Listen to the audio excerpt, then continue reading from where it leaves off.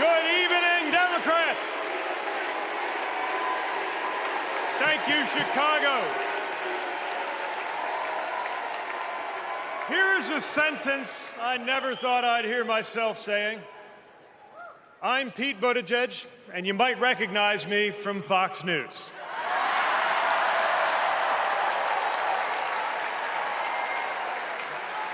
I believe in going anywhere, in service of a good cause, and friends, we gather in a very good cause, electing Kamala Harris and Tim Walz, the next President and Vice President of the United States.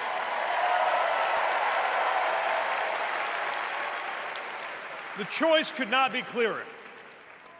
Donald Trump rants about law and order, as if he wasn't a convicted criminal running against a prosecutor. As if we were going to forget that crime was higher on his watch. Talks about the forgotten man, hoping we'll forget that the only economic promise that he actually kept was to cut taxes for the rich. And don't even get me started on his new running mate.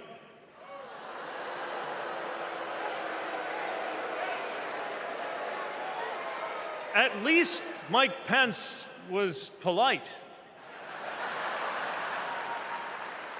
J.D. Vance is one of those guys who thinks if you don't live the life that he has in mind for you, then you don't count. Someone who said that if you don't have kids, you have, quote, no physical commitment to the future of this country. You know, Senator, when I deployed to Afghanistan, I didn't have kids then. Many of the men and women who went outside the wire with me didn't have kids either. But let me tell you, our commitment to the future of this country was pretty damn physical.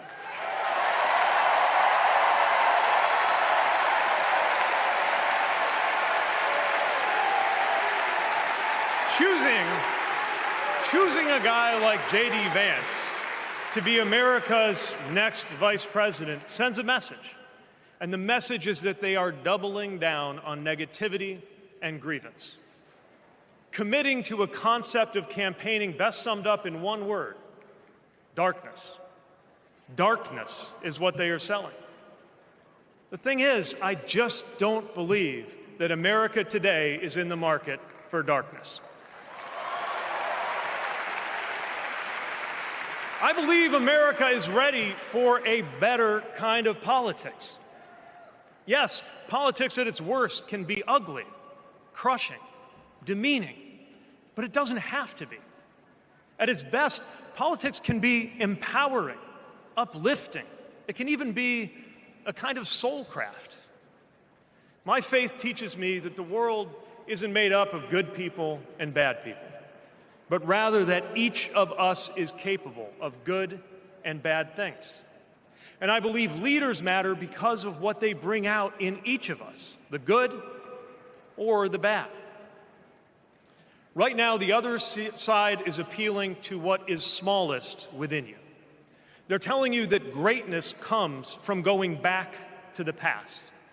They're telling you that anyone different from you is a threat. They're telling you that your neighbor or nephew or daughter who disagrees with you politically isn't just wrong, but is now the enemy.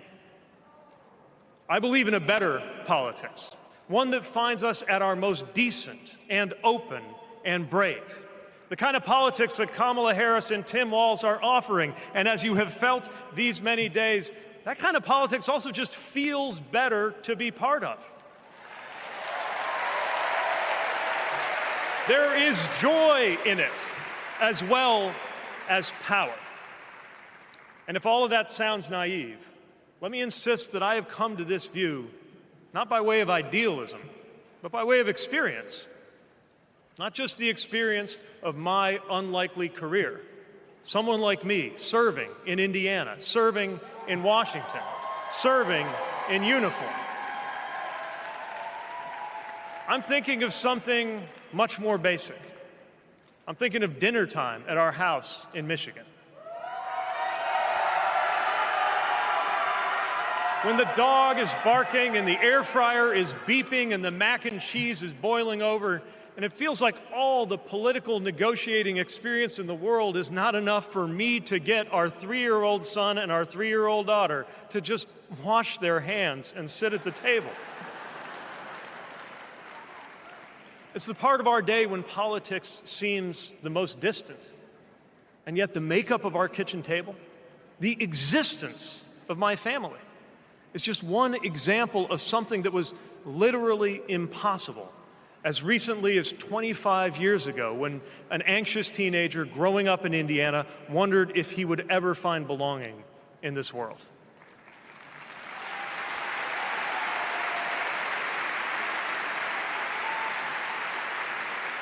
This kind of life went from impossible to possible, from possible to real, from real to almost ordinary in less than half a lifetime. But that didn't just happen. It was brought about through idealism and courage, through organizing and persuasion and storytelling, and yes, through politics, the right kind of politics. The kind of politics that can make an impossible dream into an everyday reality.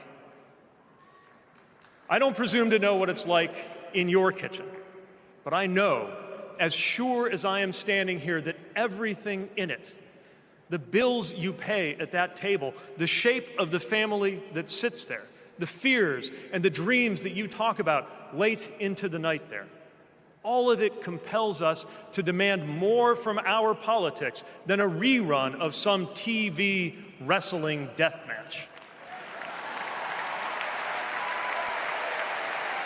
So this November, we get to choose. We get to choose our president. We get to choose our policies, but most of all, we will choose a better politics. A politics that calls us to our better selves and offers us a better everyday. That is what Kamala Harris and Tim Walz represents. That is what Democrats represent. That is what awaits us when America decides to end Trump's politics of darkness once and for all. That is what we choose when we embrace the leaders who are out there building bridges and reject the ones who are out there banning books. This is what we will work for every day to November and beyond. So let's go win this. Thank you, Democrats. Thank you.